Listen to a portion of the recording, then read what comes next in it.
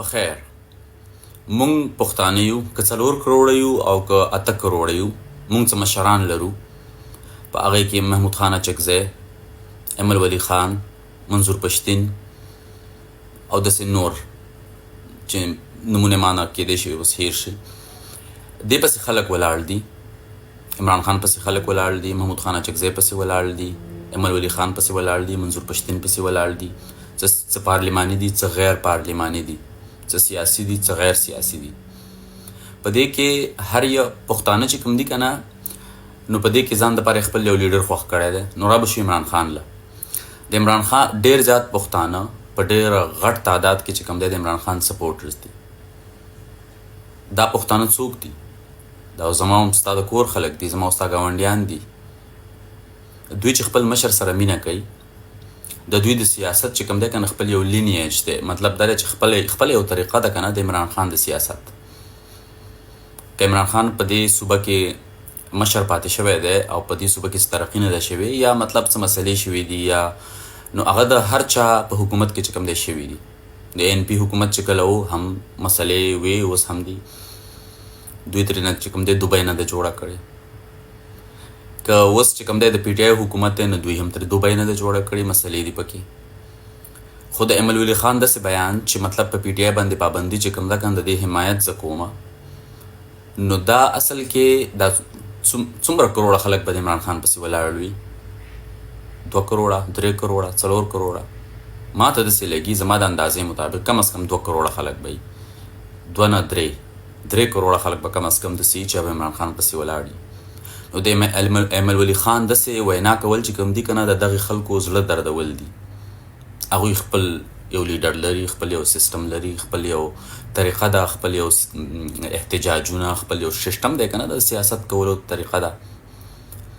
نو د امل ولی خان ته زما یو درخواست دی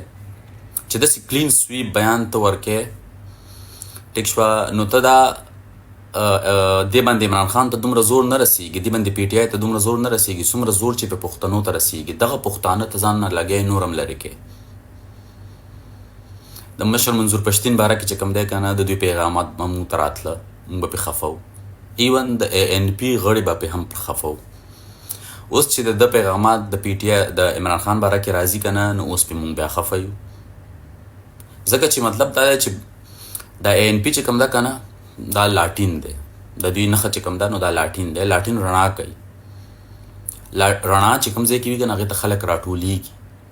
نو په ځای د دې چې امل ولی خان چې کوم دی که دا خلک دا پښتانه د ځان نه وشړي دا باید چې داسې ستراتیجي ولري داسې یو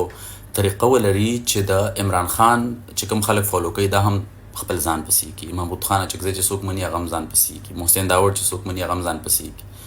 لیکن امل ولی خان داسې نه کوي هغې ځان نه شړي ته محسن داوړ پسې ځه ته محمود اچک خان محمود اچک میرا نه هیر شو ته د هغه پیروکارې ځه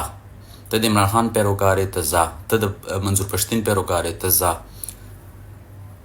نو زه امل ولی خان ته وایم چې تا سره بیا څه پاتې کېږي 10,000 خلک 100,000 100,000 15,000 ته به په څومره خلکو باندې به ته سیاست کې بیا ځکه د امل ولی خان په ځای ما داسې نه کول خو امل ولی خان یې کوي اوس دا د امل ولی خان خپل یو سیاسي نظر دی زموږ سره اختلاف کېدی شي زموږ مشر دی زه ورته ډېر احترام لرم خو دا طریقه نه ده هسې فکر وکړه که چېرته ان پی دغه شانتې یو پروټیسټ کړی وی په اسلام آباد کې او دغه شانتې حال یې شوی وی څنګه چې د پی ټی آی ورکرز وشو او عمران خان داسې آزاد ګرځېدی یا سینیټر وی یا پارلیمنټ کې وی که نه یو عهده باندې وی او هغه داسې بیان ورکولی او حکومت اسټابلیشمنټ چې کوم دی په ان پی پابندي لګولی او عمران خان دغه شانتې وینا کول نو د ان پی په غړو د ان پی په مشرانو به څه اثر پرېوته یعنی کله کله ما ته داسې محسوسېږي که نه چې په پښتنو کې چې کوم دا سیاسي لیډران دي که نه دوی لکه پښتانه نه غوي د دوی مین کار چې کوم دی که نه هغه خپل هغه دغه سره دی خپل سیسټم سره دی لکه مطلب دا دا موږ منشور جوړ کړی دی دا زموږ دا بهترین دی د پښتنو دپاره او په دې به مخکې ځو نور دې سره کار نشته دی چې دا منشور دا خیبر پښتونخوا دا پښتانه چې کوم دي که نه دا ټول یو خلک دي یو ژبه ده یو کلچر دی یو شانتي ذهنیت لري، د یو شان خوراک کوي، یو شان کورونه نه راوځي. نو څومره کردار ادا کوي ایمل ولی خان چې دا خلک تقسیموي. پکار دی ایمل ولی خان د ANP چې کوم تاریخ دی، باچاخاني چې کومه ده که نه، دا داسې نه ده پکار چې خلک د ځان نه شړي.